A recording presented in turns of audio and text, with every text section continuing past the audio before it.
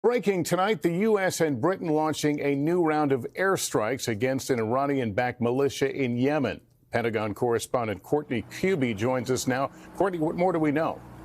Lester, this is the second round of joint strikes against Iranian-backed Houthi rebels in Yemen. The Pentagon saying they targeted 8 sites, including underground storage facilities and missile sites. Now, the Houthis have been terrorizing ships in the Red Sea over the past 2 months, launching nearly 3 dozen attacks, forcing ships to avoid the area and spiking global shipping costs. The last U.S. and British strikes were January 11th, and since then, the U.S. military has responded with strikes nearly every day to take out what they say are imminent threats to ships. President Biden, though, last week acknowledging the strikes have not deterred the Houthi attacks. And Courtney, there's also a sad update of the search for 2 missing U.S. Navy SEALs.